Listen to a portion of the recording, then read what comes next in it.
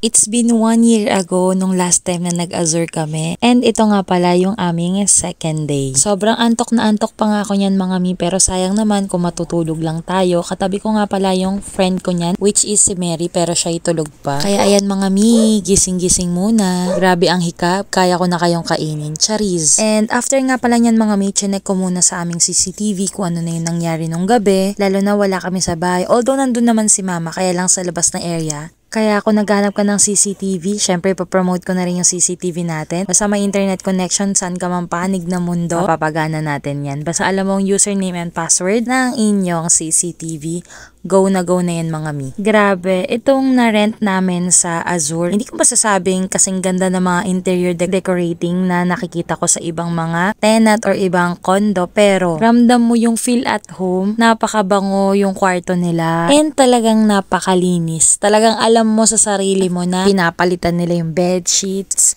nililinis nila bago dumating yung guest. Kasi pagpasok namin, chinek talaga namin yun yung mga bawat sulok, kung malinis ba, pinalitan ba, ay mga mi, sobrang happy ako and proud dun sa may-ari nung condo na yun. Kasi ang linis niya talaga. Then, nachika din sa akin nung may-ari na ginagamit din pala nila yun weekly. Kaya talaga namang alagang-alaga. Kumbaga, hindi lang for business. Para din pala yung sa relaxation day nila, gano'n. And yung bed nila, grabe mga mi, 8 inches yon, ang kapal. And yung bango ng bed nila, hindi yung katulad ng iba nangangalingaso yung amoy na as in mabango. Ayun hindi. Kaya bet na bet ko din kasi hindi siya masakit sa ilong. May kasama na palang toothbrush yan, meron na ring shampoo, kompleto na kapag dating mo dyan. Sarili mo na lang talaga tsaka damit yung dadalhin mo. And ayan na nga mga mi, nagluto na kami ng aming makalalafang. And after nga namin kumain, isipan nga namin bumaba. Check muna kung ano yung mga amenities and ikot-ikot lang kung ano ba yung makikita natin dito sa Azure. Ito nga first destination namin. Naku, papunta pa lang kami, nakita na namin umuulan talaga. Pero syempre hindi magpapapigil ang mima nyo. Kailangan natin maikot yan, sayang. By the way, yung Boracay building, which is yun yung lugar na kung saan kami nag-avail or rent ng condo. For me, pinakamagandang spot siya kasi sa baba niya, sa basement, nandun na lahat ng mga pagbibilihan. Yung mga Lawson, kung ano man yung gusto mong bilhin, malapit din siya sa kainan. Kaya best spot siya po for me ha. First destination namin dun sa mismong man-made pool. Syempre tingin-tingin muna tayo.